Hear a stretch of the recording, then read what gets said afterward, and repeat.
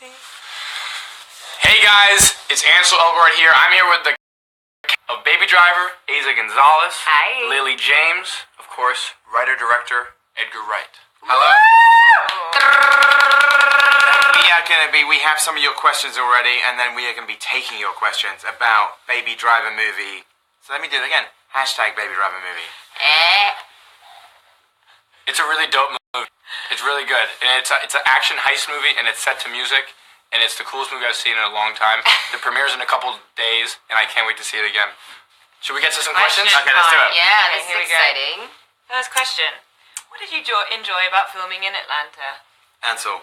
Fat Matt's Rib Shack. Is that the one you took me to? No. No. Then we went to a Brazilian steakhouse. That was amazing. That was as well. crazy too. But Fat Matt's Rib Shack is the best ribs I've ever had. It's amazing. So check it out when you're in Atlanta. That was my favorite part about the whole shoot, honestly. And he took me to this place where it was all you can eat, and he ate a lot. They come over and they slice the steak on your plate, you know, one of those places, the Brazilian steakhouses. Oh, yeah. But it wasn't, it was like, I keep forgetting the name of it. When did you guys go? We went during reshoots, I think. Yeah. Actually. Yeah. Next Don't time. mention reshoot. Right. Doesn't exist. Oh, What are those? Great. During pickups. You want to do the next I want to give a shout out to Octane Coffee. That was my main sort of subsistence during the shoot. Octane Coffee, which is in That's all. Atlanta. And those acai bowls across, what was it that we would always go? Like the right juice across. place. The Inman juice Park. place, Oh, yeah. Kill Me Crazy. Yeah, Kill Me Crazy. That was Kill our me crazy. So American. so good. Kill Me Crazy, guys. Everything in America Really? has kale. The next question is, who was the biggest prankster on set? Was there a prankster on set? John Hamm. John Hamm is very funny. Jamie Foxx is very funny. This is well established. Who else? Kevin is actually Yeah, surprisingly Kevin is really funny. Everyone Funny that's too. not sat here. But there weren't that too many like George Clooney style pranks though, right? No. I feel like next time we need to like make sure that happens, because that's like the biggest asked question, and I feel like I'm letting everyone down by not having any crazy. The biggest pranks to talk prankster on set was George Clooney. Exactly. Okay, this is for the cast. I'll ask the question. What was it like working with Edgar, Lily James? Do you always talk in the third person? Terrible. I love that we're going to talk like you're not here. Oh, Edgar was, don't listen. He was amazing. Brilliant. Just the best. So I feel really shy saying this one. That was right here. Right next to you. It was accurate. That was deep. Very articulate. That was deep. It was a total honour, to be honest. I love all his movies, and he's got such incredible vision, and it was just met all my very high expectations. Okay. Ansel? Top that. Oh, I will. I'm gonna get. I'm gonna cry a little bit and tell a really beautiful Don't story about cry. Edgar. Working with Edgar Wright was one of the most fabulous experiences of my young career. He is an inspiring man. He knows what he wants, and I can't wait to work with him again. Oh. There we go. So humble. And he's got great taste in music. He's got great taste in music. I mean, working with Edgar. Great taste in leading actors too. Oh, whoa! Hashtag pitching myself.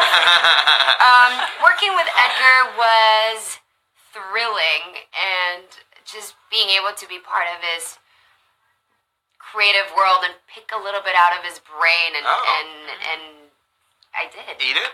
Eat it. With like chopsticks? With chopsticks, sometimes with a little fork, a tiny like oyster.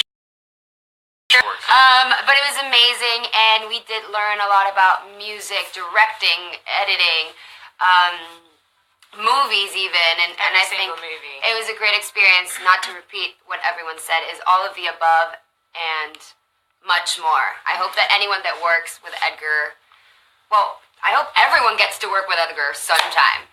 Okay, thank you world. guys. The whole world, you included. Guys, you're hired. Yes! Did you take anything from set after filming Ansel Elgort? Yes, you did. I took a few. Ansel Elgort thief. I took the Baby Driver jacket, There you go. the black and white one. But you took a car. You I took also- a car too. I also took a car. Yeah, that too. I took the Subaru WRX STI. But I didn't take it. The jacket I took. The car I asked for probably 100 times, and they finally caved in and gave it to me for my birthday. So that was pretty that's awesome. cute. In the movie, the art department had got all of the songs that were in the movie on vinyl, the actual original albums, and they were lying around the apartment as part of all the props. And I said to the producer, I want all of the record collection. So I took all of Baby's records with me. So I have that entire thing, which is amazing, including rare 7-inches and stuff. So that was incredible. Did you take anything? I took all my jewellery. I had a lucky little chicken bone. That necklace. I like that necklace. Wishbone round my necklace, round my neck, which I still wear. That was it.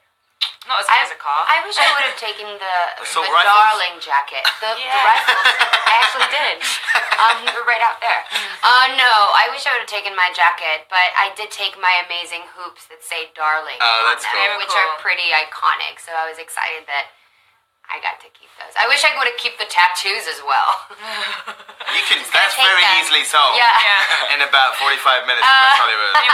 45 minutes of Mexico. Okay, what is your favorite song from the movie, Lily? Mine is the date night song. Baby Let Me Take You by the Detroit Emeralds. Yeah, it's so good. It's really sexy. And in our camera thing, when we were in costume right at the start, Edgar just played some of these tunes, and me and Ansel just sort of broke We it vibed down out, for a we bit. danced. Yeah. What's your favorite song? My favorite song in the movie is Easy by the Commodores. Oh. It's a very, it's an easy choice. Eiza?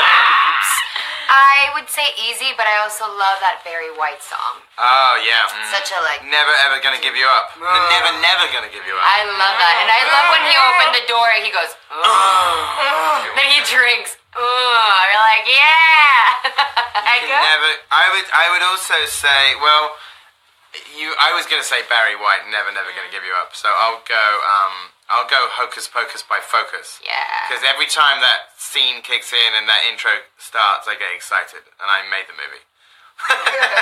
The soundtrack is going to blow your mind. It is so good, and I still listen to it non-stop. It's like... Yeah, funny story about Get that. ready. I saw Lily when she was doing a play in London, and I walk back to her dressing room, and I'm sitting and I'm listening to her music, and I'm like, I know this music. Like 6 months later, and she's like, it's the soundtrack. I listen to it all the time. I was like, me too. Is that weird? So we listen to it religiously all the time. This is one for you to ask me. Edgar, how long did it take you to select all the music for the movie? A long time. The process is years. Some of the songs I had the idea for when I heard them. The first song in the movie, which is the John Spencer Blues Explosion, I heard when I was 21. And before I knew it was even a movie, I thought to myself, oh, this is a great car chase song. So over the years, I think when I finally started writing, maybe about 10 years ago, I had 8 of the songs picked out. I knew what they were going to be and what was going to happen in them. And that was Bell Bottoms, Tequila, the Damn song, Neat Neat Neat, the Barry White song, the Queen song, and maybe a couple of others. And then when I wrote the rest of the script, I wouldn't write a scene until I had found the right song. So I literally sit in front of my laptop, going through iTunes, trying to find the right track, and then when I found it, I would write that scene. Wow. I really played that to the camera there. The next question's for Lily. What did you eat for breakfast this morning? No. What did you guys like to listen to while driving? Loads of different stuff. Oasis, Arcade Fire, Whitney. I love Whitney. I was driving... Or Whitney Houston or Whitney the Chicago band? Whitney Houston. Oh, okay, fine. Whitney also a good band. I know, please. What kind of a question is that? Yeah, Not that Edgar, he probably knows a few more Whitneys. There's a band called Whitney. No, you don't want to play this game, but Edgar, right? You're going to lose. Yeah. You will lose this game. What do you listen to, Edgar? Because this is going to be great. Oh, yeah. I listened to all sorts of stuff. Got locked out of my car and had to get somebody to kind of break into my car when on a road trip in Arizona. And it was somewhat embarrassing because I left the stereo on and it was playing really loudly the greatest hits of disco. Amazing. And when the guy was like breaking into my car with this sort of Jimmy, like, so he said it was literally playing like "Never Can Say Goodbye" by Gloria Gaynor, really loud. And he said to me, he said, my wife says nobody listens to this music anymore. I guess she's wrong. So disco sometimes. That's awesome. I listen to recently. I've been listening to Frank Ocean. Drake. Oh, sorry, not my turn. Oh, Drake. Yeah, Drake is good too. You were gonna say that? The new album. Yeah, the new album is nice. Yeah, I like the smooth vibes, chill stuff when I'm driving, because what I learned as baby is that really good drivers are relaxed and they're not. You can't be tense and you can't be too amped up. That's what I've been arguing with everyone. They ask me, like, what do you listen? I'm like, all J. And they're like, why? Isn't that had to be like a really... I'm like, no, I like that contrast. If you're going fast, you have to be in that very clear-minded zone. Where if I'm just hearing noise, I'll probably slam myself against a wall. So I do listen to... That would be terrible. That'd be horrible. That's not a great idea. Definitely don't listen to... But I do like all J. I love Khaled. Khaled's and great. He's great. And then I like a singer named Nia, who does like very mellow, sort of hipster music. But I love her. She's great. This question's for Edgar. Did you do any of your own stunts? He said no. You know, I did. I felt I slid down the escalator thing, because you got to do that. I did that one time. You did it? Yeah, because I was thinking I got to do this once I have the chance. That's awesome. But Yeah, so this is the question for you mostly, I guess. Yeah, there's a dope stunt in the movie where Baby is in a mall. It's like a really gritty Atlanta mall. It's super cool with like almost no chain stores, and he's running through the Shout out to Peachtree Center. Peachtree Center. And Hashtag. That's my favorite stunt in the movie. he's running through the mall, and then he sees an escalator, and you know, between the escalator where like you have sometimes that big slide, and in real life they put those bumps on it, but maybe this one didn't have the bumps, and Baby jumps and slides down the escalator so fast, and it's awesome. So that was one of the stunts, and I did almost all of my own stunts in this movie. I mean, not all the driving stunts, but all the physical stunts I did almost, unless Edgar wouldn't let me. But There was one stunt where at the end of the day there was one stunt where it was the last shot. It was Ansel's last shot of the day, and Ansel said, "I really want to do this stunt," and it was the most ambitious one. And I said, "Do you wanna go home now, or do you want to stay and break your ankle?" Yeah. And he said, "I'll go home." But then you watched it afterwards. He said, "I think I could have done that." I could have done that. Did you have any stunts, Eiza?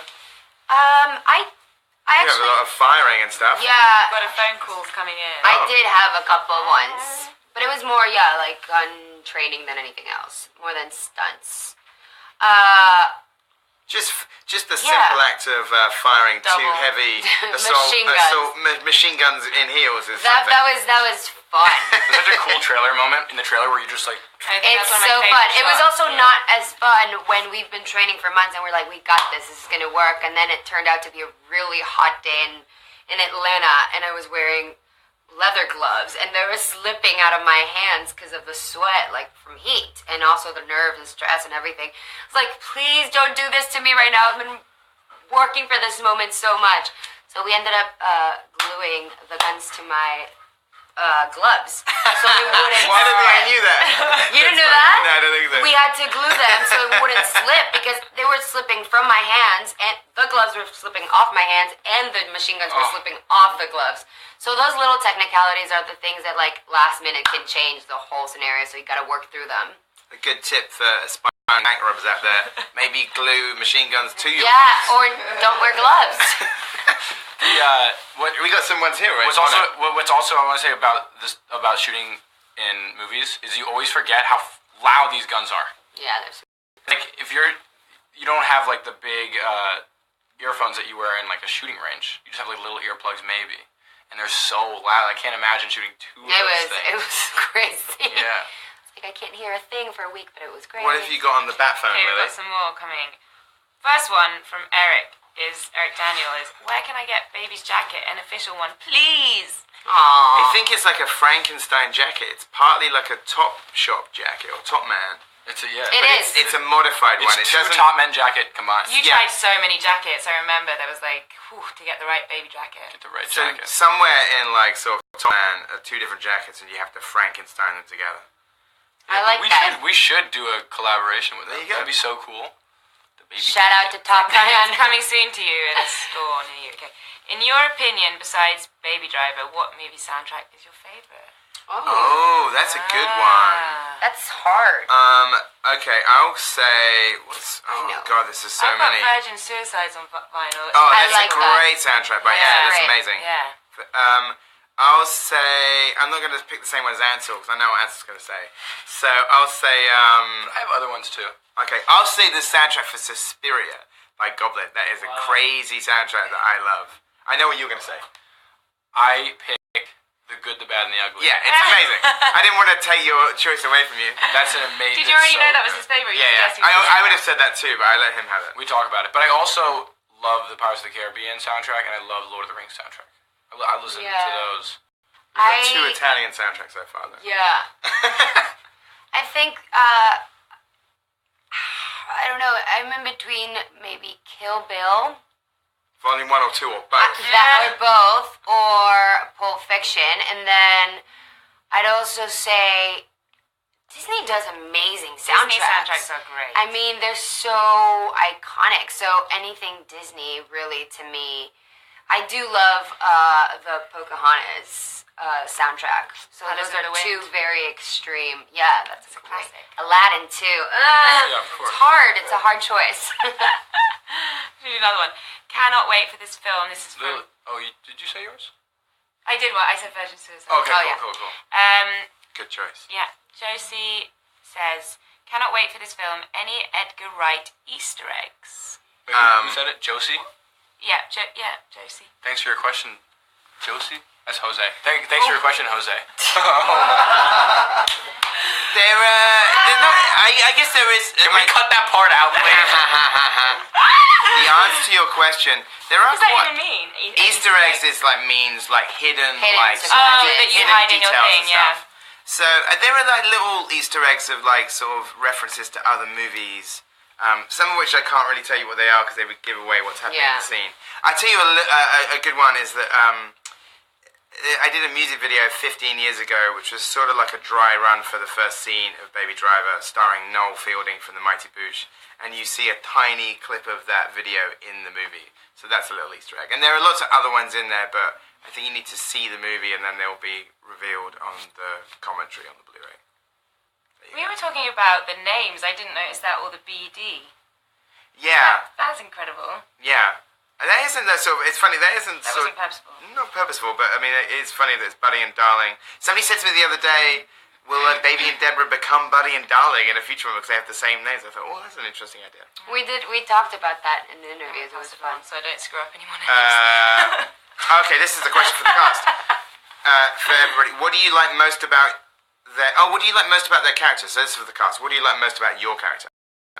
What I like most about Darling is that she was very, even though she was obviously the bad chick and, you know, the tough female kind of in that gang, she was also very sensitive in the aspect where she was protective about baby in certain places and is sort of a mother protection natural feel to her. And then she was also so passionate and in love with Buddy. So I really liked that she was so layered, yet really like space cadetish, crazy, cuckoo, sort of fun girl, and just such a feminine energy around so much masculinity inside the group of guys.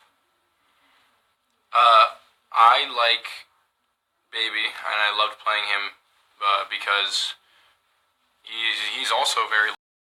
You see him in a lot of different places. You see him with the crime crew. You see him with his foster dad. He has a deaf foster dad. You see him with Deborah, and in all those different places. And you see him by himself too, which is always interesting as a character when you have moments by yourself, because then you can really be yourself.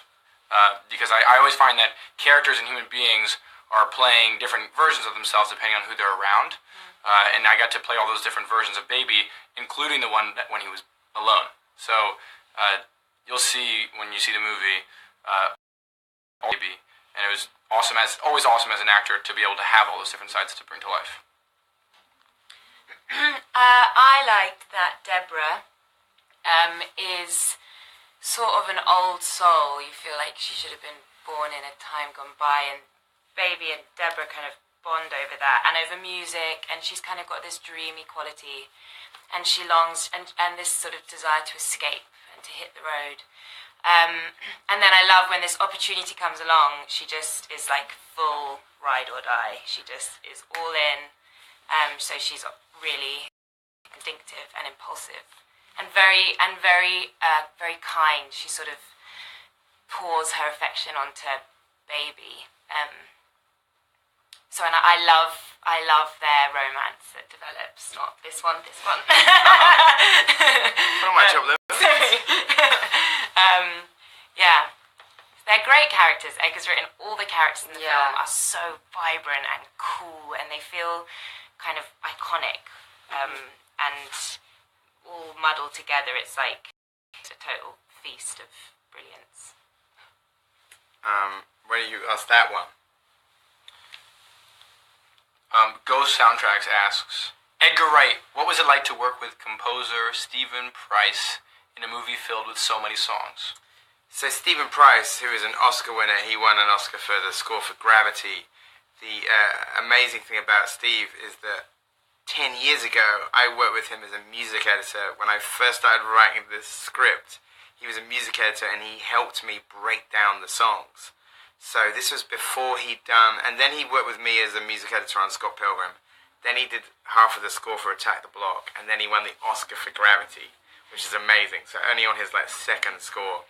And then on this, it's because he worked on it, now he's like a big-time composer, and I was like, oh, do you still want to do some stuff on Baby Driver? Because there's only really 20 minutes of score in the movie. So yeah, it was great. I mean, Steve's a genius, and it was so nice that he's on the movie because he was one of the first people I spoke to about it. So we're wrapping up now. It was so awesome doing you. I didn't get to see your faces, but I think I can... But I can feel you. Through the screen, we can feel you. Like my TV. Go see Baby Driver, June 27th, June 28th. Go see it. It's so good. I promise you'll like it. We're all very excited for you to see it. And here, I think you're about to watch a trailer for Baby Driver. Please enjoy. Bye, thank you.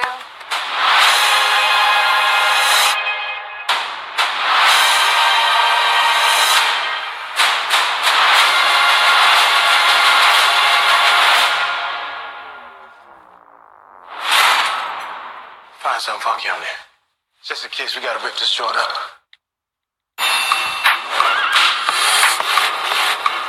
So here's the thing. I'm looking at some of the country's finest thugs, and of course, young Mozart in a go-kart over there.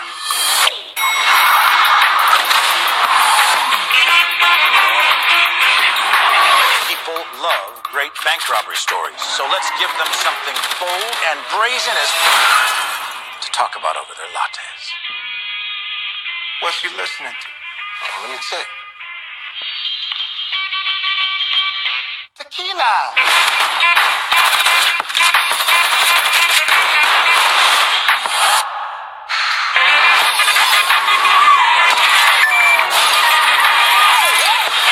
This shit is bananas, dog.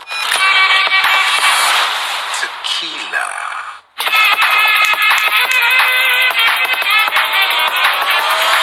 Well, aren't you the lucky one? That's right. You tell him, baby.